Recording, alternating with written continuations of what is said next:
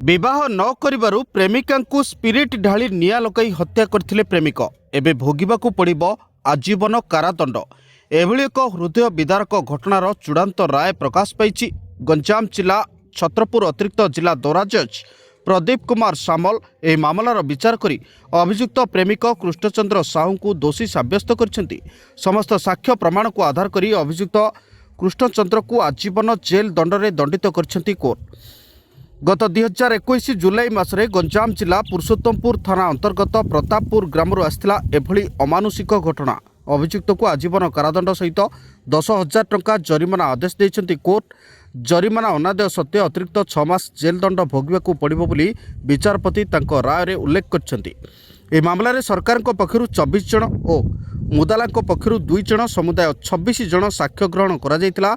एहा सहित पुलिस और एजुकेटिव मजिस्ट्रेट तथा पुरुषोत्तमपुर प्राक्तन तहसिलदार नीतीश त्रिपाठी उपस्थित रेकर्ड करा जायथिबा मृत्युकालीन बयान घटनास्थल पारिपार्श्विक विभिन्न तथ्य को आधार करी मकदमा को सरकार पक्षरु कैडर एडिशनल पीपी निहार रंजन जेना परिचालना करथिले। रंजन जेना मु छत्रपुर एडीजे कोर्ट रे कार्यरत भावे काम करे। कौन कहबे आज जो आजवन इति कौन रहितला केउटी आज मान्यवर एडिशनल सेशन जज श्री प्रदीप कुमार सामल सारंग कोर्ट रे आसामी कृष्णचंद्र साहू गोटे मर्डर केस रे मान्यवर कोर्ट आज आजीवन कारादंडादेश एवं 10,000 टंका जुरिमाना शुणाइछन्ति एवं 10,000 टंका अनादाय सत्वे आउ 6 मास सश्रम कारादंड भोगिबाकू पड़ियो बोली कहिछन्ति।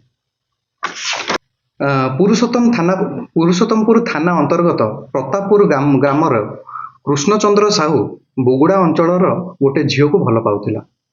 दुईंक बाहागर पई झीर माँ राजी होई नथिले। परवर्ती समय रे झील को पुरुषोत्तमपुर अंतर्गत प्रतापपुर ग्रामर थिबा एक परित्यक्त घर को डाकी स्पिरिट पकाई निया लगाई देला। झीर मृत्युकालीन जमानबंदी सह 26 जनक साक्ष्य को आधार करी मान्यवर कोर्ट आज तांको आजीवन कारादंडादेश शुणाइछन्ति एवं 10,000 टंका जुरिमाना करिछन्ति। आउ 6 मास सश्रम कारादंड भोगिबाकू पड़िबो बोली कहिछन्ति। गंजाम छत्रपुर प्रशांत कुमार महाराण रिपोर्ट तेज ओडिशा।